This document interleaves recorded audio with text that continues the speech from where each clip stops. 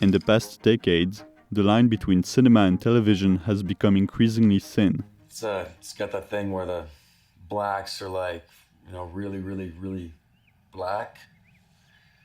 And the Dolby 6 point whatever, so it'll really rock the house. With streaming platforms and binge-watching, people have started to think of TV shows as long-form movies cut up in several parts. So they begin to expect the same level of artistry from a show as they would from a movie. But these two formats have always had different approaches to production. Since a show lasts much longer and contains far more content, the budget per minute is inevitably much smaller than that of movies. For example, the final season of Breaking Bad, the most action-packed of the series, spans 16 episodes with a total runtime of 12 hours and 48 minutes, and had an estimated budget of $56 million, while Sicario, Day of the Soldado, had a nearly $45 million budget for just 2 hours. This means that TV scenes must be shot much faster than movie scenes, since, as we all know, time is money. One of the biggest differences between cinema and TV is who holds creative control. In cinema, we usually consider the director to be the ultimate voice on all artistic decisions, while in TV, the writer is king. More often than not, directors must adhere to a predetermined aesthetic and follow the demands of showrunners, who may direct episodes themselves, but are first and foremost writers. As a result, if you're a director hired for a TV project, don't show off, but execute the vision as efficiently as possible. The goal is to make the filmmaker's presence invisible, allowing the writing and acting to take center stage. Of course, there are exceptions, especially when the showrunner is an acclaimed film director who writes and directs multiple episodes. A recent example is The Synthesizer, in which Park Chan-wook employs his signature flashy transitions. But overall, for TV directors, the content dictates the form. With limited time for camera setups, they strive for simplicity while doing justice to the scripts. In essence, great TV is efficient storytelling with limited means. This brings us to one of the most brilliantly written TV shows of the last decades, Better Call Saul. This is a more intimate, drama-focused prequel to Breaking Bad. It is safe to say Breaking Bad experimented more with the form, it was flashier, while Better Call Saul took a more minimalistic approach. Today we'll closely examine the climactic scene from episode 9 of Better Call Saul's first season. Fair warning, major spoilers for season 1 ahead. For context, the series follows Jimmy, a novice lawyer striving to rise in the legal world despite his past as a scam artist. Jimmy also looks after his older brother, Chuck, who has been on sick leave from his role as managing partner at HHM, a prestigious law firm. Chuck claims to suffer from an allergy to electronic devices, a condition that isolates him from the modern world. Unfortunately, when Jimmy finally gets an opportunity at HHM, Howard, another managing partner, turns him down. Bullshit new associates. Someone walks in with a case like this, you beg them to be partner. Tell me why. You didn't want me then, okay? You don't want me now? Explain it. We can break this scene down into 3 key parts.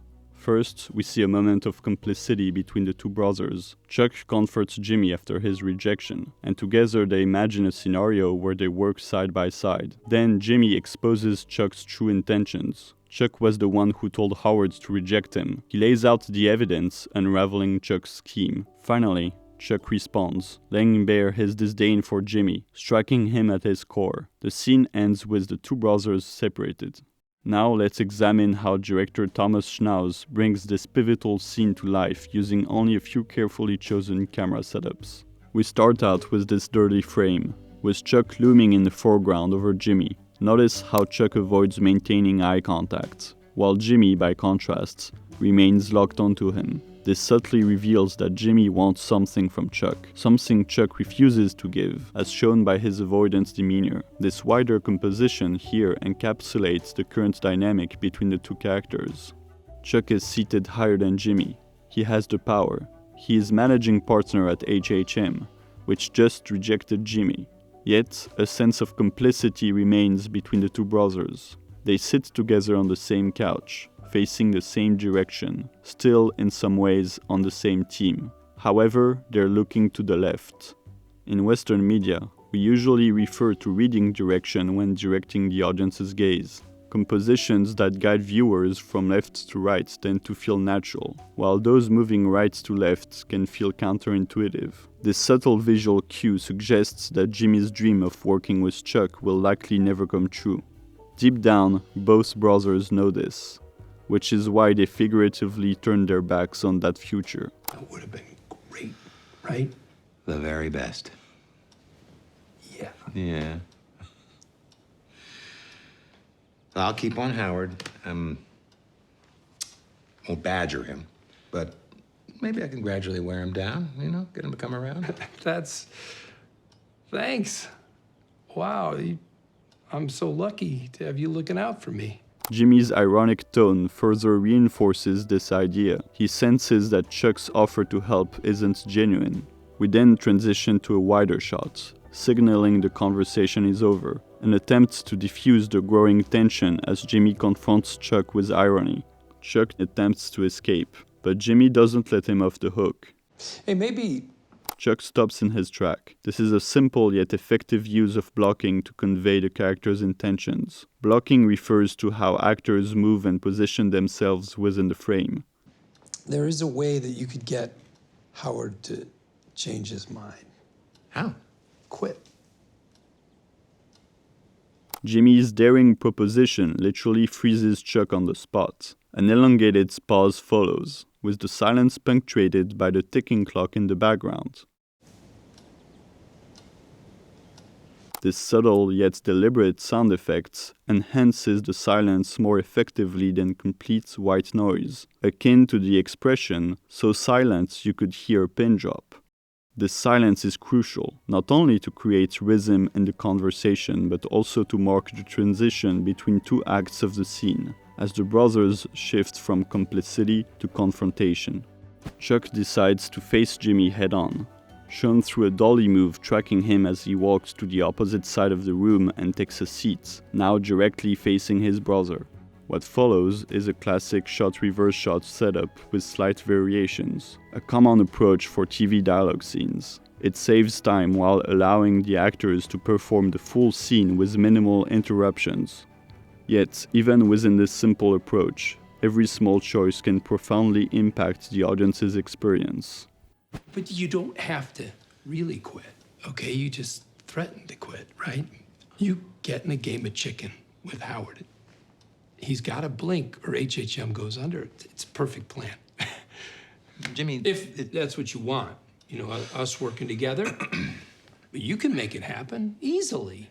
I mean, hey, that reception you got yesterday at HHM, how about that, right? The whole lobby of HHM applauding for you. They love you. Now, you threatened to pull out, Hamlin would be insane to screw with you. You've got the nuclear option. Launch the doomsday device. As Jimmy lays out his master plan to take over HHM, we cut to reaction shots of Chuck. These shots not only reveal a great deal about the reacting character, but also shape our perception of the action they are responding to. In this case, Chuck's impatience and his urge to interrupt suggests that Jimmy's plan is unrealistic, destined to fail. If we only saw Jimmy speaking, we might gradually be persuaded by his arguments, perhaps even believe that Chuck considers it seriously. You've got the nuclear option. Launch the doomsday device. Game over if working with me is what you really want. Right, Chuck? The dynamic shifts when we realize that Jimmy is fully aware his plan is falling on deaf ears, just as he exposes Chuck's true motive. Notice how Chuck's reaction shot tightens slightly as Jimmy calls him out. He suddenly feels exposed. A closer shot lets us catch subtle details. His fading smile, the way he straightens his posture. These subtle cues tell us everything we need to know on how Chuck feels at that moment. This simple framing choice is doing justice to great acting.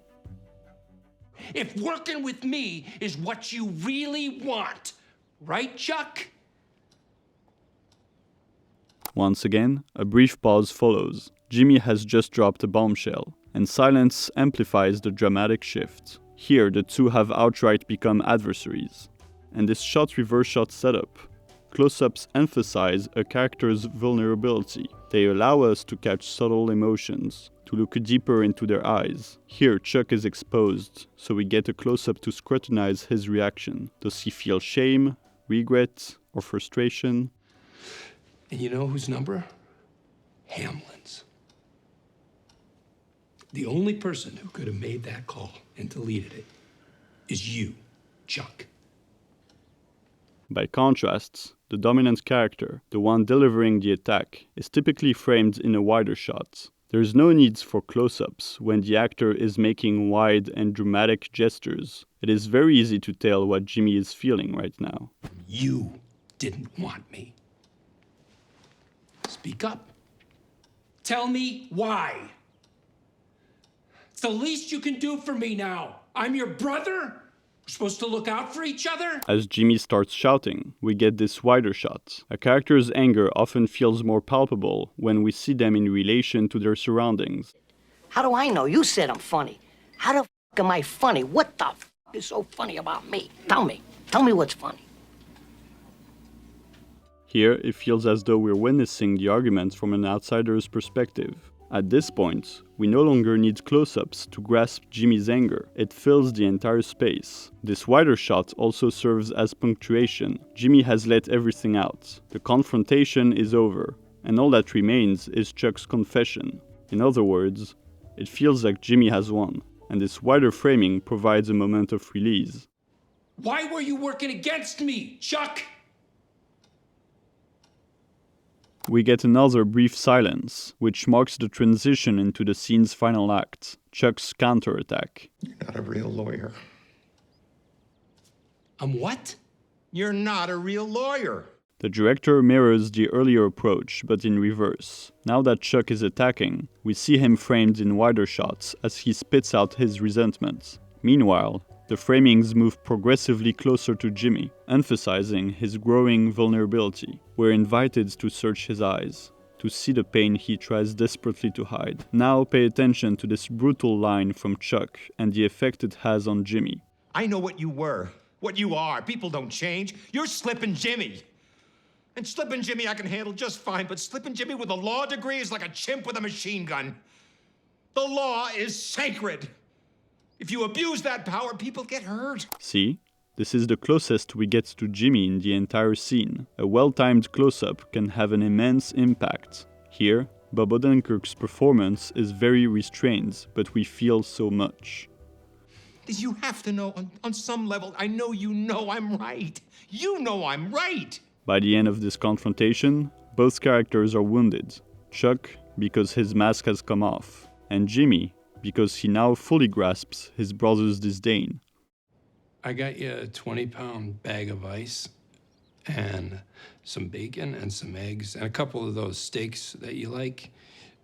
Some fuel canisters. It's enough for 3 or 4 days. After that, you're on your own. The two brothers, who have been sharing the frame, are now visually separated, each confined to their own shot, a striking representation of the end of their relationship. To conclude this analysis, let's briefly touch on the use of low-key lighting. The stark shadows cast across the characters' faces heighten the drama while visually reinforcing the divide between the two brothers. Chuck's dark side, his deception and betrayal, is being exposed by Jimmy. He has, in essence, played the role of a double agent, pretending to be on Jimmy's team. Jimmy, too, is fractured. There's the well-meaning, good Jimmy he has been until now, and lurking beneath the surface is Slippin' Jimmy, ready to come back, arguably fooled by Chuck's ruthless rejection.